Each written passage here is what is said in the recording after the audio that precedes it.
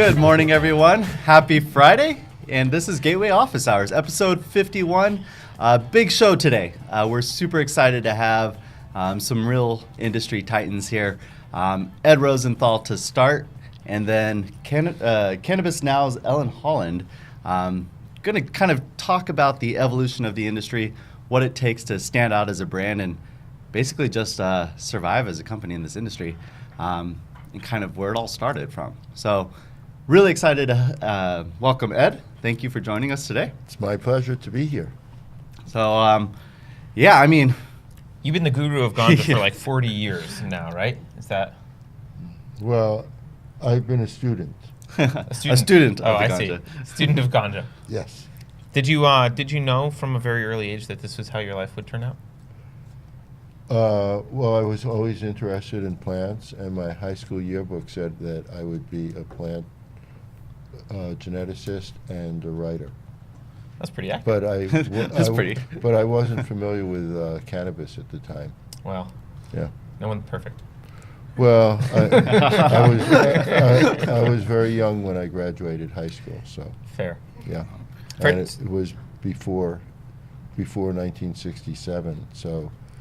And that was when there was a big rift in the culture at that point, and people who were in high school and college, a good fair amount of them didn't join the society, or the Great Society, and but those who were out of school at that point, there was a rift. There's a generational rift that happened right there.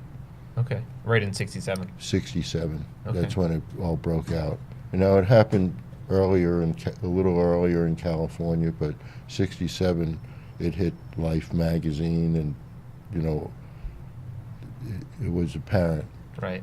Yeah. So, I mean, for those of maybe not everyone should know who you are if they're paying attention to the industry at all. But for those who don't know, you founded High Times. You've written, I feel like, dozens. We don't have lots of name books. tags, so nobody knows who any of us are. No one knows. Yeah, I mean, so can you just walk people through maybe your history in the industry, really briefly, or no? Well, I had a keen interest in marijuana from an early age, not an early age, but from the time I used it when I was 21, and it was a lot like. There's a book, the Don Juan books by Carlos Castaneda, and he talks about a little smoke that was his ally. And as soon as I met marijuana, I realized it was an ally. And so I realized that we were going to have a very close relationship. And so... Fair enough. That was it. Okay. And then, it got very political.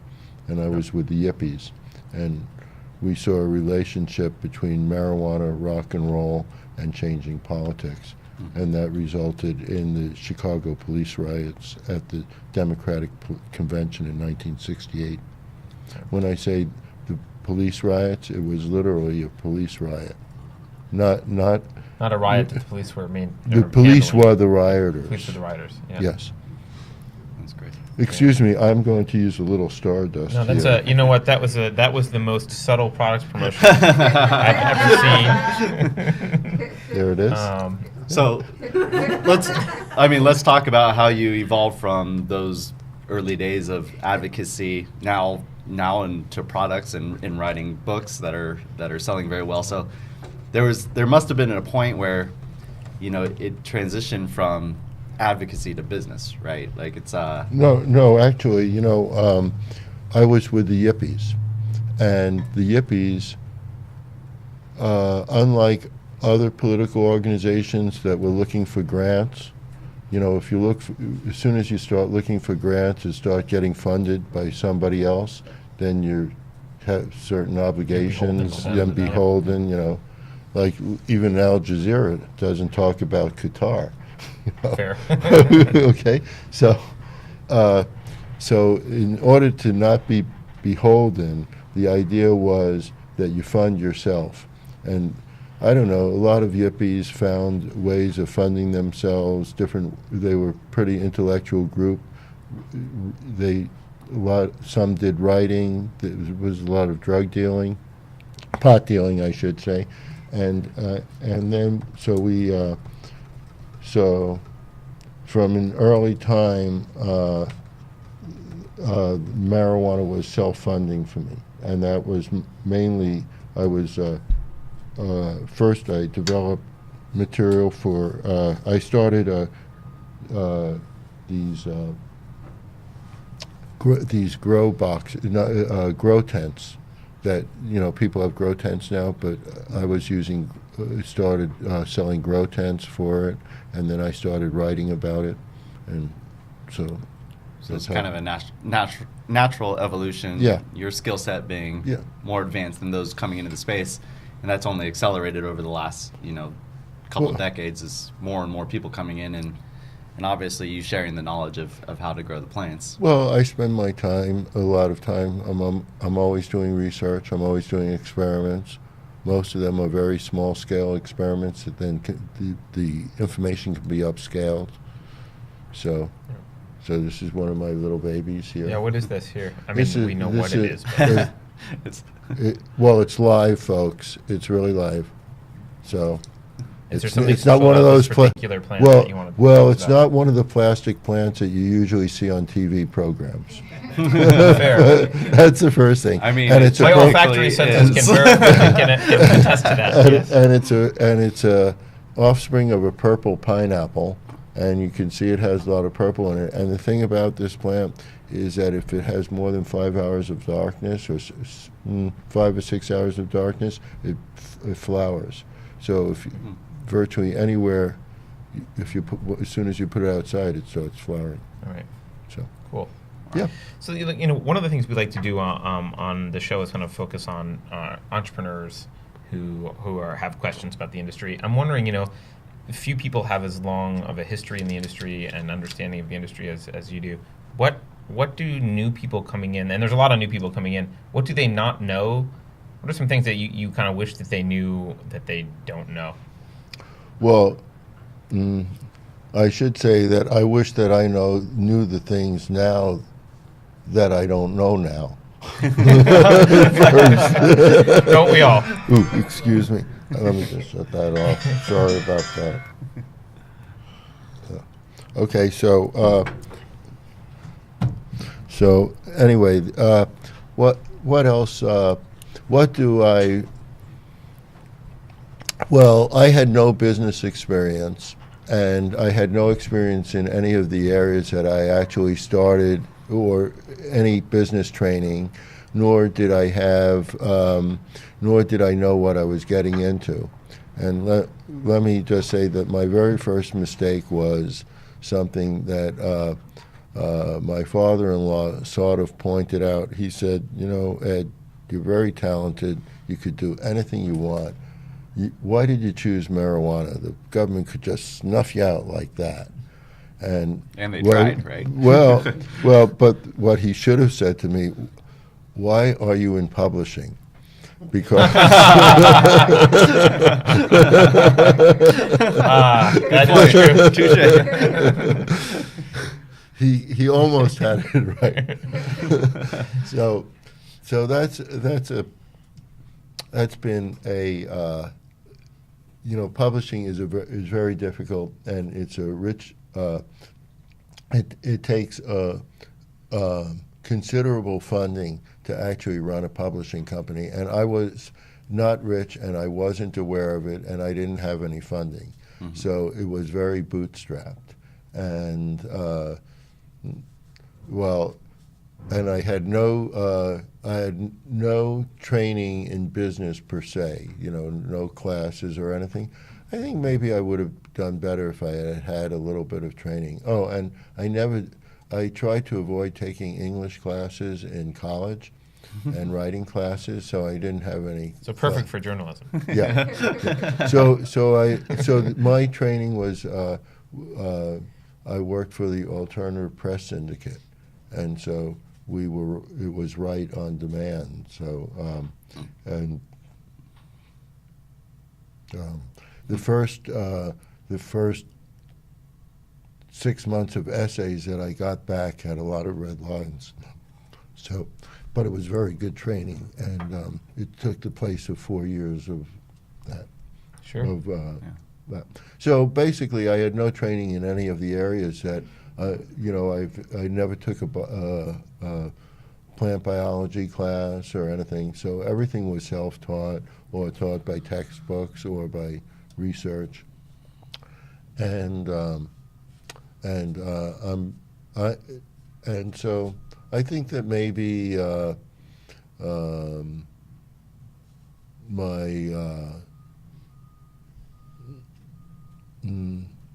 my life schedule would have been a little different if I had taken things a little more seriously or gotten some training in them. But it So worked what are out. some things you feel like, when you were kind of founding a publishing company without any formal training Or money. What are some of the things that you failed at that you feel like your training would have prevented? I don't know. Because you don't know. Okay, fair we enough. do have 3 books sitting here where I see plenty of trained people Yeah. fail to do that. Yeah. Well, I can say one thing. Always hire people that are more talented than you are. They make you look good. There you So go. that takes a healthy ego though to do that, right? I think Which is the first a lot of step. people feel threatened by people who are better and smarter than they are.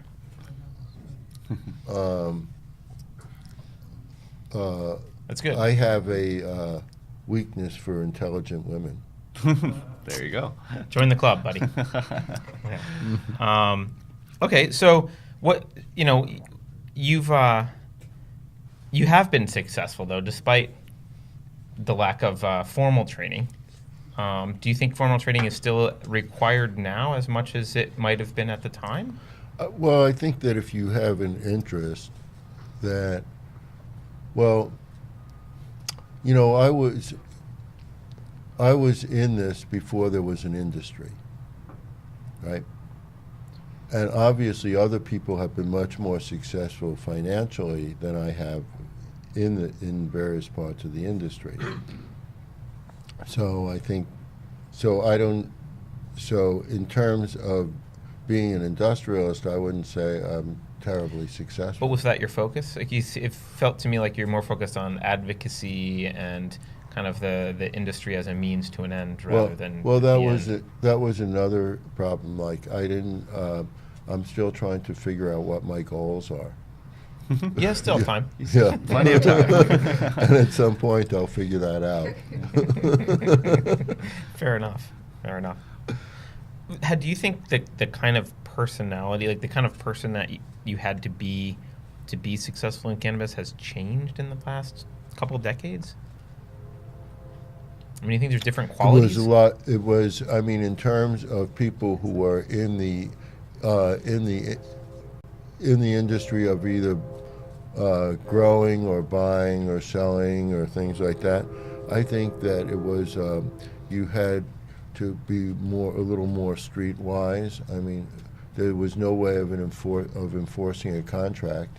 I mean, unlike cocaine, guns or violence wasn't a part of the marijuana lexicon for the most part. So you didn't have, there was no, so if somebody, if marijuana was given on consignment or fronted and you weren't paid, what do you do? What did you do? I wasn't a dealer, so I didn't have to do anything. What did people do? Nothing. They didn't. They just didn't they deal with tried that person they, anymore, or- right, and tried to give them a bad name. Okay. Yep. So very reputational focused. Yeah, but I don't think violence was really a part of it for the most part.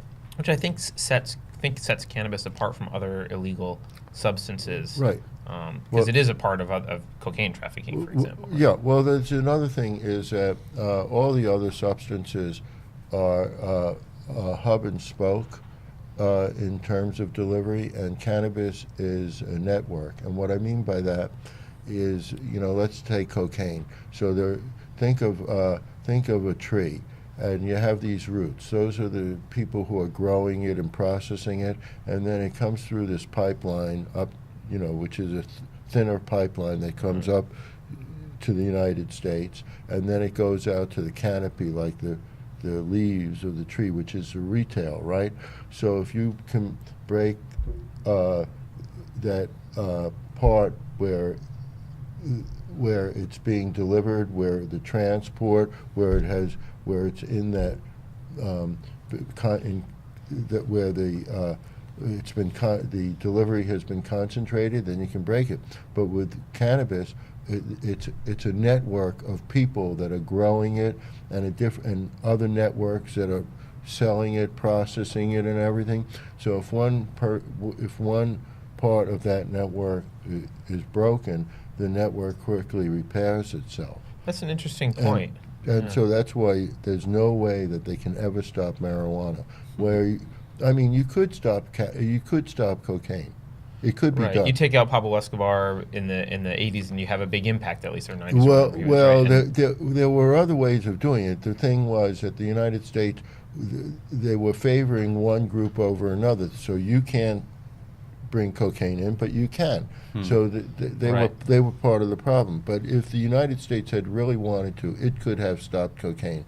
There was a very thin bar, stream once you get past that processing and that delivery, very thin stream. With the Coast Guard, there's no way that it could have been done. Right. I mean, as much with the planes and all that, we had the means to do it. But with marijuana, the reason marijuana is the best thing for the DEA, or was for a long time, because they know there was no way that they could even stop it. There's or no were end in expected sight. to. Job No. security. No. Right. It's kind of inherently democratized. Right, and the other thing is that, you know anybody growing coca? Nope. I don't know. I wouldn't. Do I have to go? Does Do anyone I know have to how go? to grow coca? I don't know. But I don't have to go further than Yeah. that. It doesn't matter. I mean, if people were growing coca, they'd have the coca grower's handbook, right? Right. So right. That's a good point. Is that your next book? I'm not interested in coca. I'm not joining Norcal. Tell us about the new book. Oh yeah, I have a new thank book, you. which is This one. literally, I mean, I don't usually plug stuff very much, but I did a lot of research for this book, and when I say research, I mean original research, where I developed new methods of harvesting, drying, curing that are not descriptions of what other people are doing. This is totally new material that nobody has ever seen before, because I actually developed it. Yeah. So this book is going to change the way people harvest. So you might as well get it now as soon as possible, so you're not so that you're one of the early adopters, because the late adopters are just going to continue to be losing money and time and labor that they don't have to use to harvest, dry, and cure. And you, The book's name is Marijuana Harvest. Isn't that a surprise? And it also has beautiful pictures and descriptions and everything in it. it is And- beautiful inside. Yeah. And, Yeah. And you co-authored it with David Downs, our friend over at the Chronicle. Right. And, it's, I spent a lot of time on it. David and I worked on it. He did the first drafts, and then I went through it and put in all the research that I had done, and I can just tell you that when I showed growers preprint copies of this book, they started laughing because they realized how much labor and time they were going to save, Awesome. and how much of an increase of quality. So This I'm is really happy particularly with it. interested if we're looking at potential price compression in California, as we saw in Colorado Oh yes. post legalization. Oh right? yes. Yeah. Yes. Yeah. Yeah. Cool. Here we can Yep. stick it back in the front. Yeah. Um, And this is Stardust, which is it's not available that much right now, but it will be. And what this is instant THC. It dissolves in hot water, such as coffee, tea, stews, put the powder on pizza. It looks a lot like Parmesan. yeah, and so and it's 15 milligrams. I know that it's going. Our next run will be the legal 10 milligrams. So, yeah. What are some things that you think? What are some kind of opportunities in the cannabis industry that you think are being ignored by people? Wow, it's segmenting so quickly, and people are, people are so innovative, and things are coming out. There's so much change. I mean, if you look at 3 years ago and today, and then if you go back 6 years ago and look at 3 years ago and go back, each time you're looking at a totally different industry, and it's happening as rapidly as the computer industry started, which I'd say computer industry really that we know really started with the beginning of home computers, and that was in 1982, 1981. I had a K-Pro 2, which had 64K. Yeah. And the thing about it is that as far as word processing, that 64K, you don't need anything more powerful than that for word processing. There's a famous quote by Bill Gates that's 600, I think it's 64K ought to be enough for anybody. Maybe it was 640K. But Yeah. whatever. I think it Yeah. was It was 640, yeah. 640K ought to be enough for anybody. Yeah, Right? but 64K was enough to do word processing. Yep. So that totally changed my industry. Like I had a person who part of her job was to, about cut and paste. Yeah, well, it was literally cut and paste. You'd have a paragraph. No, this paragraph should be here. Okay, we'll cut this here.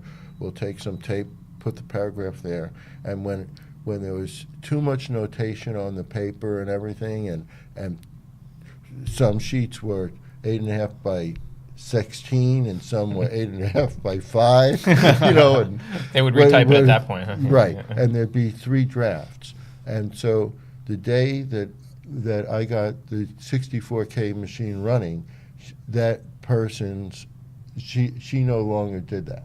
There was no longer drafts in the same way, and you might do a hard copy and make some notations and then just put it into the machine. So that totally changed. So Do you think cannabis is moving more quickly than computer, or same I don't rate? know. They're both moving rapidly, and there's also the same agglomeration. Like, for instance, almost 2/3 of sales on the internet are through Amazon. Right. So that's pretty amazing. That's It's what prior to the Whole Foods purchase. That's like what Sears used to Right. have. Yeah. And think of this. Sears was Sears to a great extent was a mail order company. Yeah. The Sears And catalog. they was never a big caught deal. they never caught on to take that catalog and take that catalog onto the internet. They could have been Amazon. Yeah. Yeah. So it's imperative that the companies that are I existing mean, just in the as cannabis they industry- were getting rid of their catalog, just as the internet internet sales were coming in. You're alluding to the kind of learn the lesson from Sears. Right. Don't be Because Sears. Don't be do Polaroid, millennials right? even know what Sears is? Or who are the young? And when that store started, way before any of us were born, when that store started, what they did, they were very innovative because they went into where the population centers were, the new population centers. But then when the suburbs happened, they never followed they never followed their population. They just lost their They way. were like a 19th century company, weren't they? I think 20th. Oh, they were 20th century. I thought that was late 1800s that they were founded. Oh, well, yeah, they might have been founded in the 19th century, but they were power through the 20th Right. century. Right. They started They changed Allstate advertising Insurance. and yeah. They were a gigantic power. They had this. At one point, you could look at like the early 20th century catalogs. You could buy a whole kit for a whole Victorian house from that. They deliver everything. Wow. So the lesson, I guess, is if you're kind of in the cannabis industry now, is don't be complacent. Well, take a look at IBM. Yep. IBM, IBM was HAL. Yeah. Remember HAL, Yeah, right? IBM, yeah. Right, and that was the number one company in the world in terms of research and everything, and value. And now it's like 67. Because And they were 18 complacent about the home computer. They thought that no one would want a computer and that supercomputers were the way of the future, right? And that was I think that they never. Well, take a look at Microsoft. Microsoft never really caught on to the internet. I mean, it's not. They're slowly doing they it certainly just dropped now. the ball. Yeah. Yeah. I mean, Bing that never. Yeah. Is it still in existence? Apparently they have the Surface. They're making a comeback. I think Yeah. Apple's the one dropping the ball now, which people thought would never happen. Well, Apple was a one-person company. It can't exist without Bill Gates. So it will Steve slow. Jobs, yeah. Steve Jobs. Yeah, yeah. Steve Jobs. I mean, Yeah. and that's the same thing that happened to Sony. When Sony's founder retired, then the company started. Yeah, going I down. feel like They're we could do a whole one-person episode companies. of like dead, or dying IT companies. But yeah. Sony's another great example of a company that was at the top and Yeah. just tanked. Right. Yeah. Cool. I Is wanted it to time turn for it a to the- guest yeah. change? Should we be doing? Well, I want to ask these guys, do you guys have any questions for Ed before we Oh, that's a- yeah, good change point. over to Ellen? Ed, help me. There's a journalist from your era by the name of Hunter S. Whom? Thompson. Hunter S. Thompson. Yeah. Who's credited as creating gonzo journalism. How about the statement that you, Ed Rosenthal, have been credited with creating gonzo journalism? Well, I'd say the first author doing that was Bill Drake, and then he I don't know, he got out of it. Smart guy. Smart. Any other questions for Ed while we've got him up here? Jesse. So, Oh, fantastic. so also, I wanted to know, given your experience with the yippies that you spoke about, how you're advocating now, maybe what you're doing around advocacy right now.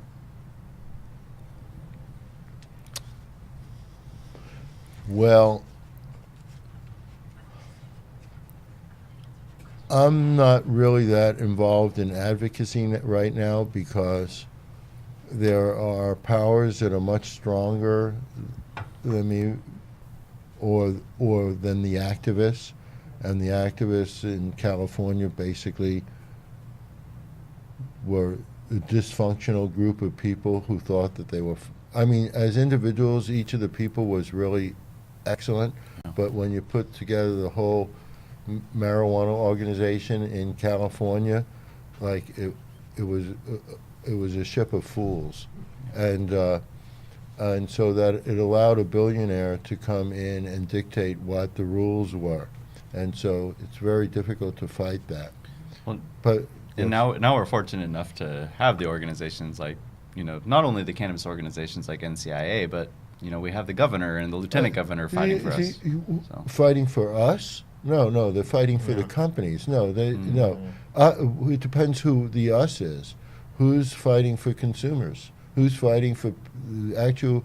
Who are the stakeholders? To me, corporations aren't stakeholders in this. The real stakeholders in this are the people who use marijuana, right? But legalization is arguably a step in the right direction. We don't have legalization. We don't even have civil regulation. We have corporatization here. Okay. In other words, if you're in some counties, you can't grow. I wanted to ask about. You can't use the sun to grow in most counties. Yeah. I could go through it all. So, Did you oppose Prop 64? Was that a? I voted against Prop 64. So I wanted to ask you about that because I know I'm other proud to say that growers who did as well, and I wanted to ask you about maybe illuminate why, because I think for the layperson, that sounds like you would only vote against Prop 64 if you weren't for legalization. Well, right? And so, I hate to use this term, but it's fake legalization, and it's fake civil regulation. And it really puts it in a situation where the cops are still part of the scheme. And the first thing, if you have civil regulation, is you want to take the cops out. And it bifurcates California, and what I mean, or fractionalizes it. So, in one county, you're allowed to grow. In the next county, you're not allowed to grow. In one county, you can have a medical. So, I suppose if you're a seriously ill patient in one county, you can get your material. And in another county, it's illegal for somebody, to open up a store to deliver that material. It's a crazy quilt, and I think that all Californians deserve the same law and the same regulations. And when they left it to these cities, there was no reason to do that. Look how much it won by. We could have had a great law in there, but we had a law that was produced by friends of Sean Parker, and that's what we have. And everybody got aboard it. Oh, it's legalization, it's great. And we're going to have the same kind of situation as there is in Washington, where it's absolute chaos. And here's the part about legalization. It goes like this. The more that you try to restrict the supply, the more robust and illicit market you create. So remember, it's not that's root, stem, and leaves. It's that network. So the cops can come down here and it's whack-a-mole. Squeezing a balloon. It's right. whack-a-mole. Yeah. And the other part of it is, why shouldn't people be able to grow their own? In 1972, I first came out to California in September of 1972 to work for Prop 19. And they said, we want free, legal backyard marijuana. And now, it's like almost 50 years later, 45 years later, and we still don't have free, legal backyard marijuana. We just don't have it. And that's what we have to have. And I'm not saying that everybody's going to grow, but let me put it this way.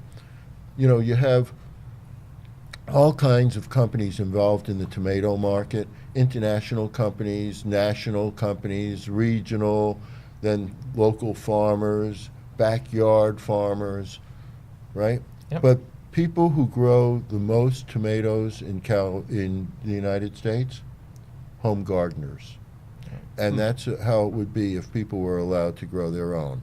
And I'm not saying there isn't room for a market and there shouldn't be a market, and I'm not opposed to, I'm from the Yippies, not from the Socialist Workers' Party. And they were always free market. But free market really means free market, not restricted market. You make a really good point. It's less about the government getting out and allowing for there to be a free market and more about the government kind of inserting themselves in to pick the winners and have the rules operate the way that their favorite parties want them to. Right. Yeah. In Nevada, you have to have millions of dollars just to apply for a permit. Which is ridiculous. So, Yeah. I mean, I don't want to get into a crazy political Sorry. discussion, but I would argue that instead of putting, maybe it's not a perfect plan, instead of putting it on Sean Parker, I would argue that in this day and age with our government, there's no way to have a free market of anything. Like, what would have been the right step, or how would we even got to a right step knowing how much they meddle? When I say a free market, I mean that A freer market even. No. What I mean by a free market is that it's easy enough to get a license so that if you're in the right zoning and you have the right hygiene and all of that, and those are regulations that I'm all in favor of. I'm not talking about just Wild West kind of thing, but if you follow the rules, that you will get a license, just like with a driver's license. Yep. And not to restrict numbers or anything like that. Less like a medallion for a taxi cab and more like a driver's license. Right. Yep. Now, Yep. on the retail level, I would say, I'm talking about recreational level, yes, they have a right to restrict the market, number of stores or areas where the stores are somewhat. But on a medical, I don't think that they do. I mean, they don't restrict where you can have a drugstore or anything like that. Now, they might have that school thing, which is ridiculous. Think about this. They closed one of the first marijuana dispensaries in California, in Oakland, and you know what they replaced that space in that space? They put a bar. Hey, that's really great. It's much better for the kids. Much Yeah. safer. Much safer. I have to applaud. I have to applaud that discretion. So I think also any restriction rules that they have on recreational marijuana, they should put on alcohol. Sure. So if there's a 500-foot rule or a 1,000-foot rule from a school, hey, goes for bars. Bars can't be open till 5 p.m. or something. Look, I think if 1,000 you were feet. honest about it, you would put tighter restrictions on alcohol than you did on cannabis, because cannabis is I think pretty rationally, arguably safer. Right, and then they have all the stores that kids go into, to get some candy or something poison enough, and what do they see? They see stacks and rows of alcohol, and there's no food in the store. They couldn't buy an apple there if they wanted to because it was rotten, because they bought it at Safeway 3 weeks ago. I mean, it's just so I don't think there should be real restrictions on getting in or out of the market. So if somebody wants to grow commercially and they can pass the safety, hygiene, zoning regulations, give them a license. Right. But when you start restricting it, think of it this way. So, the marijuana market has been pretty well supplied for the past 40 years, right? Mm-hmm. I mean, I'd say that demand has never quite met, supply has never quite met demand. But if you notice, even before legalization, the prices have been steadily going down for the last 40 years. So, supply has met demand. So now you have this grower who, for one reason or another, has either not been enticed or seduced to join the market, or who has been disallowed from joining the market. So now this person is going to get out of the market just because it's illegal. Well, it's been illegal for the last 40 years. So that It's person not a threat isn't- to him. Right, yeah. Yeah. Yeah, and you know what? There's less chance of getting caught, and there's less chance of serious consequences. Oh, he was caught with 15 plants and he's only allowed 6. So, Right. so what? A jury's going to send him to jail? Right. And that's the other thing, that all these states are risking serious legal suits by having plant counts. And this is something everybody here knows. You see this plant? This plant's going to produce 6 pounds. You see it's flowering now, but in the next 2 weeks, when it ripens, it's going to just blossom out and produce 6 pounds, right? You know that. This plant, I'm sure. That's a big yield out of a little Yeah, plant. everybody This can. is a magical plant. everybody, I'm like, everybody wow. can see how it's going to This produce is your 6 magical pounds. 6-pound plant. Yeah, Yes, right, right. I yeah. trust you, Ed. Right. So and then He does have a book. and then Yeah. and then Who am I and, to argue with that? And then somebody else might have a smaller plant that only produces 1/10 of what this 6-pound plant produces, right? Right. And so there's no science behind the plant count, Right. right?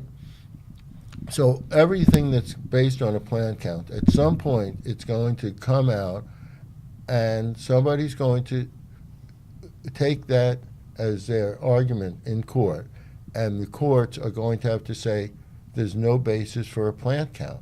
And then all of this crap that they're saying, you're allowed 6 plants, you're allowed 10 plants. In Oregon, there's 49 plants, gonna go 48 away. plants. Goes away. And that is all going to go away. Let's hope. Yeah, well. Well, listen, I Well, can talk about. I'd be happy to. By the way, anybody who does want to challenge the state, I'd be happy to help with that. Awesome. I think that's going to be an Yeah. ongoing process into our future. It's a one-time thing. It goes to court. You just need precedent and then you're done. Yeah, yeah. That's it. Listen, I could talk about ignorant government busybodies all day long, but I think we need to get Ellen on the show. Right?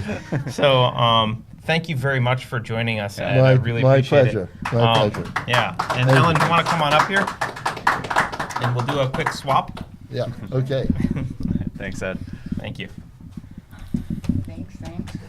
Excellent. Thanks for bringing the plant. Looks great. Welcome. Thank you so much. Yeah, thanks for Uh, being on. show. So this is Ellen Holland, everyone, from Cannabis Now. And you actually have a close relationship with Ed. Can you just kind of... Yeah, Ed has been a contributor to Cannabis Now magazine, as well as we've worked on a few books together. We worked on This Bud's For You right here, and we also worked on the Big Book of Bud's Greatest Hits, which was really fun. And we also just happen to be neighbors, so we hang out a lot. He shows me his experiments that he's doing and some of the grow things. Fantastic. You help with product testing a little bit? Or? Yes, of course. That's like our main concern most of the time. Yeah.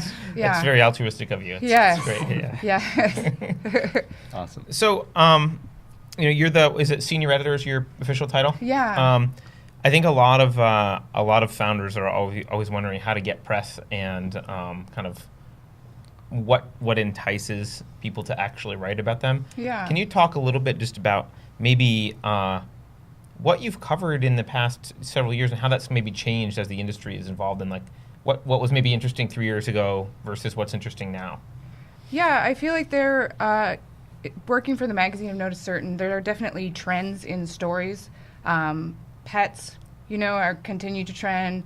Veteran stories continue to trend. And edibles, things like that. But nowadays it takes more of an angle. You can't just be the first, hey, we're out here, we started our company. Mm-hmm. You actually have to have some basis in patience, helping people with, some kind of angle. You always want to play towards my desire to make the best of the world and communicate the best of the cannabis industry to the people who might be reading. Right. So if you play to that, if you have a story that really brings out a quality that will make this better, then So definitely. what is the readership like? How's the audience changed? We've definitely grown. I think that people really respect our strong journalism. We really try to give people the best story that we can find. And so people are responding to that as opposed to just hey, we like to party and here's all the things we smoke. We were talking about terpene profiles. We're talking about different developments in the medical world. These are really real things that are happening in cannabis as well as the developments in politics. So I think that people are really responding to that, and we just continue to grow. Our print publication is about 20,000. We are in airports, which is really fun for us. Oh, that's cool. Yeah, so Like all over, or? yeah, at Hudson News. Oh, you can yeah, walk yeah. in. Hudson News is especially on the East Coast. They're I all- like yeah, to yeah. say it's right next to the Oprah magazine. Yep. It's just Yeah. right out there, and we always have big, beautiful Free bud cannabis shots. for everyone. Look under your seats, everyone. I mean, I think in the airport's the perfect time to read a magazine. It's Sure. the perfect time to start a conversation with somebody about cannabis who might not know. Yeah. What's So- what's the promise when someone picks up a Cannabis Now? What can a reader expect to kind of get as far as the in-depth stories, the storylines? Yeah, that's interesting. we focus on a lot of different elements. We're always going to have a grow cultivation article, often from a contributor like Ed Rosenthal. We also are going to do, always do an edibles and an edibles offering.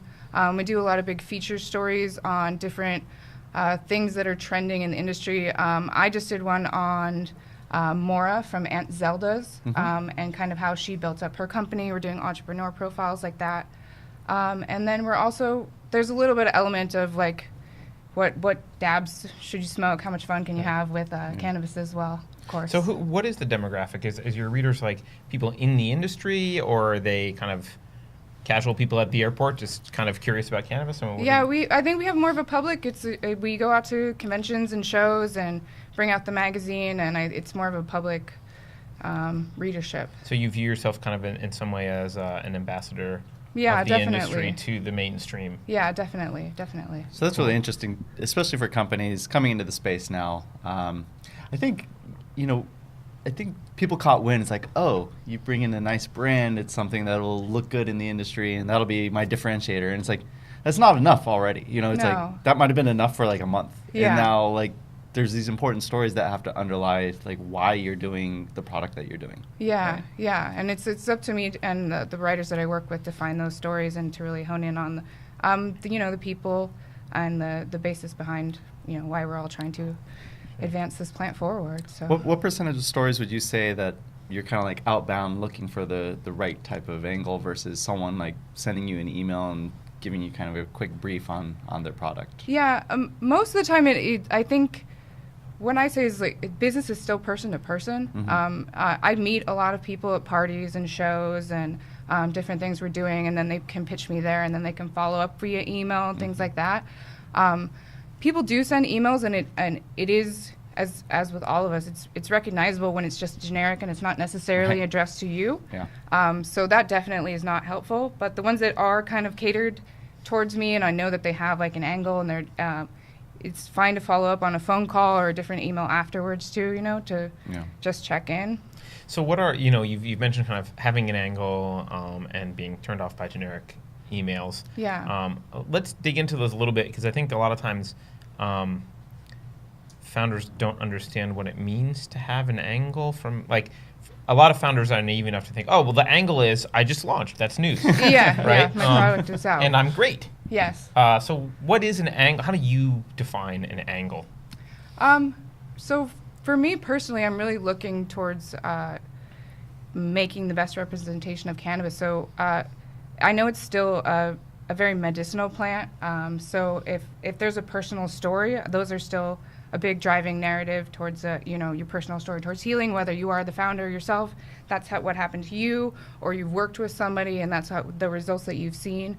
I also, there's a lot of different trends coming up. If you have something in tech and it really is like the way to identify the terpene limonene, and you want to be that specific about it, like that's okay. So something Let's talk actually about new it. or innovative. Right? Yeah, Sure. yeah. What are some kind of like pet peeves or red flags other than the generic email that you get when you get pitched stories that you're just like, They're like you said, just that our product is out, and that's the only thing to let me know we have a new product, and Right. I think that a lot of people don't also realize that in terms of journalism, in terms of like how few journalists there actually are operating in the space these days, our time is so limited that when you provide additional resources, when you're like, I've also attached high resolution photos of this product in action that you could just easily plug on the, you know what I mean? Give me Right. the assets that I need. So do as to- much of the work, like help you out on the article production as much as possible. Yeah, if you have something that you really want to say and you feel like you want to say, put it, make sure it's absolutely in there. At the top, write it like an article yourself. Make sure that the first things I see are the most important things. And then by the end of it, breaks down to, here's the details of that, here's my phone number or whatever. But you want to really capture my attention right there in the beginning.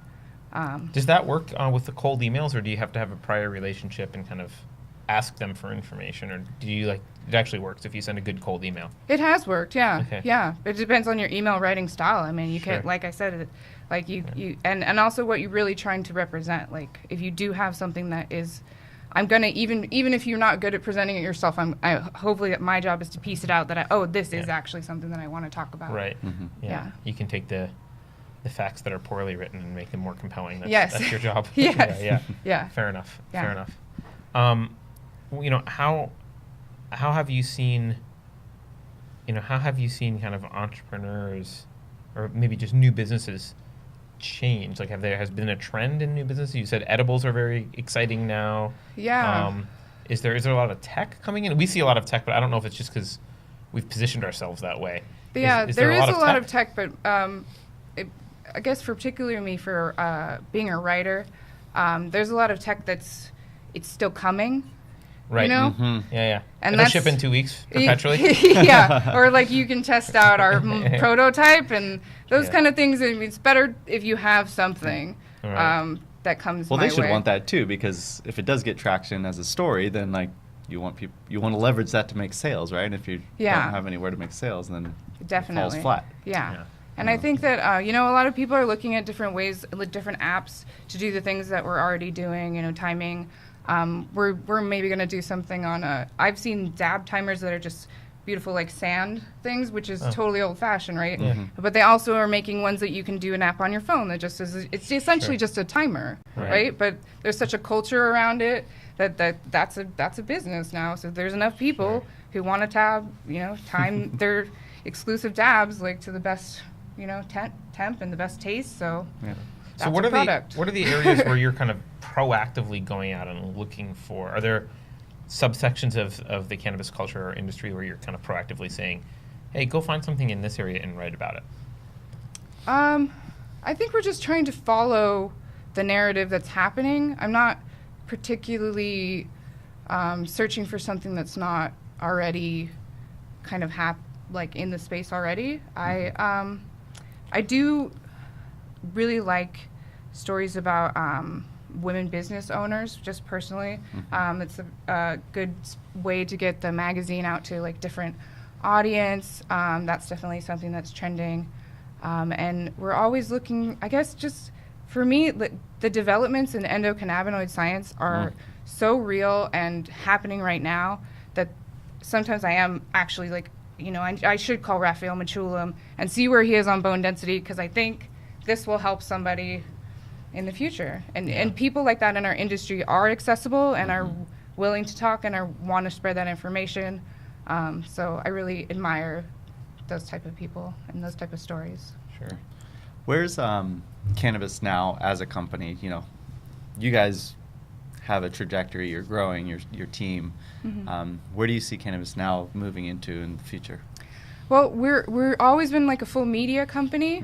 So the dream has always been that we'll get to host some of these cups, some of these tastings, move forward to things like that, work on maybe some book projects with Ed Rosenthal's company, things like that. We're just expanding in that direction and hoping to get more readership and even more staff on board. And because there's 30 stories about cannabis that you could write a day on the website. So it's about choosing which ones you think are the most impactful to the audience. So people interested in writing and producing content can approach you guys. We're definitely going to boost up our video content is something that we're going to start working on even more. And podcasting, we've been doing a little bit of that with a producer, Max Savage Levinson. He works for The Hash as well as David Downs. So we're doing some of those things and hoping to expand just in our media reach. Fantastic. Yeah. And as long as you don't fall into the trap of creating a online marketplace, you should be good. Yeah, I don't think that's the plan. Wow, that was like a Was that a poke a very at someone? Sorry. very obvious you poke at poked someone. someone. But yeah. I'm not sure who it is. But. No, Yeah, it's okay. It's kind of an insight, but there's like a large media company that, like everyone else, is like, and eventually we'll do a marketplace where we sell. Yeah. Oh, okay. It's kind of the Stick with everything in media. the It's a kitchen good sink. approach. Yeah. So, do you think journalism in the cannabis industry is different in any way from kind of mainstream journalism in terms of kind of the values or the values or kind of structure of how things are presented at all? Yeah, I do, because I ultimately, which is personally, my journalism is based in advocacy. Cannabis is not fully legal. This magazine has, they tried to put it behind the counter and say, in black In a black envelopes, bag. right? Next to the porn. Yeah, so Wow. if there is one thing Cannabis Now supports, it is cannabis. So there is that natural bias in the beginning, which is different from other journalists who have to be totally impartial towards everything. Yeah. So yeah, I do think that it is a little different in that sense, that we are hopefully advocates as well as journalists. And so I'm careful in curating the message to be the best it can be. So I don't want to create a small riot in the studio, but can you talk about Prop 64 in light of the conversation we just had with Ed, and like what, if you don't want to talk about your personal perspective, like did the magazine take a perspective, and kind of like how does advocacy work? Because I know a lot of Prop 64 advocates who consider themselves advocates. Obviously everyone considers Ed an advocate, but there's kind of very different perspectives on the same issue. Yeah, for me, we are a national magazine, so it wasn't as important for us to get totally involved in the nitty gritty of what's happening in Prop 64. So that's we're paying attention You to could sidestep a little bit. a little bit. I mean, I have to in Okay. terms of like interacting with people in the space, as well as it was a challenging time definitely when that came down. In terms of half the people I knew were supporting it, half the people I knew were against it. Which direction do we take? We all love weed, but where are we on the spectrum? And from the national So perspective, when like 8 of 9 states pass, that's actually It a turned good big. overarching story, right? Yeah, that was a big moment for marijuana, definitely in America. And California is the biggest market for it. So I think it was good to say yes to cannabis at that point in time. But I think that, like Ed said, there's changes that need to be made, and we can work on them together. Yeah. It's great to have this plant here, and legally we can all just hang out around it. But I think that we should be able to grow, especially under the sun. It's very important in terms of power and waste of electricity that we're going through. It's a plant that grows really easily, so we should be able to grow it. Do you have any concerns about the Schedule II advocacy? Yeah, yeah, I do. I feel These like comments in no way reflect the opinions of Cannabis Now. They and absolutely or Gateway reflect my Incubator. opinions. Yeah. I worded it in that way intentionally. I'm concerned about it. I personally just don't want a system where it's something where it's CBD. Guess what? Only CBD is Right. legal. Or only Bayer and Merck can afford to be. That's Yeah, right. yeah. Here's so, how we reword our pharmaceutical So I don't know if contributors. that's the solution. I think possibly working with the FDA and going a different route up might be a better way to get it where we want it to be. Fair enough. We've only got a couple minutes. Last question: What's the most exciting story that you've seen in the last year on Cannabis Now? Oh my gosh. Well, Like you're most proud of? I was really proud in this one. We did a growers issue where we featured some of the breeders behind the strains, which is a story that's kind of hard to get. Nowadays, people are coming out and they're feeling more open, and they're opening their own business. But there was a time when these people were totally hidden and couldn't talk about it. So we had Mr. Shabinsky, the originator of the gelato strain, visit us in the office. We did a podcast with him, and then we also put out the story, which is like the definitive origin of this gelato strain, like from the person who invented it himself. Here it is. Jimmy Devine did a great work on that article, and it was one of the better ones we did. And then we also did one on Mean Gene from the Emerald Cup. Do you guys know Mean Gene? Oh my gosh, he's one of the most incredible breeders. He has a legacy of different strains and has continually won the Emerald Cup, works on the Black Lime Reserve. And so we did 2 profiles on both of them in that issue, which I thought turned out amazing. Awesome. Yeah. Awesome. I did forget that we were supposed to ask the studio audience any questions. Do we have, Michael? Can we do that? We have time? Maybe not. We have Does time. anyone have one or always two have quick time. questions? No, we're good. All right. All right. Thank you very much for coming on Thank the you so show. much. Really appreciate it. Everyone, we will be back next week at 10 a.m. on Friday, as always, on Facebook. Yeah. It's our 1 year And anniversary. It is our 1 year anniversary For the next podcast. week. Yeah. So yeah, I don't know what we'll wear special hats. What will we do? I don't know. Like I said last time, I don't know what that means, but it'll be special. Just Fair like enough. every week. Fair enough. Catch us on iTunes. Podcast version of this is on iTunes, and this video will be up on YouTube within a day. And I don't know. Is there anything I'm forgetting? I don't think so. Awesome. Yeah, really appreciate the help of Michael behind the keyboard over here, and Jesse for working with the cameras and lighting, Yeah. and to you guys for making this a collaborative environment. Awesome. Thanks, Ed. Thanks, Ellen. Thank you. See everyone next week. All right. See ya. Bye.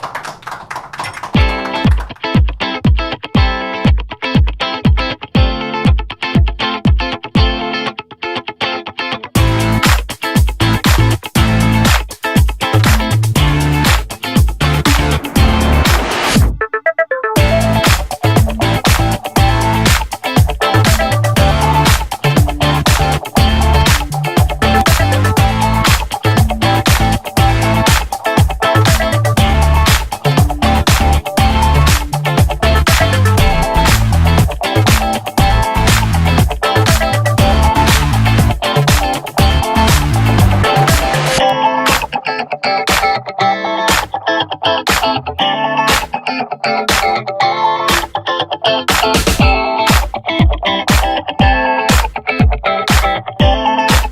Bye.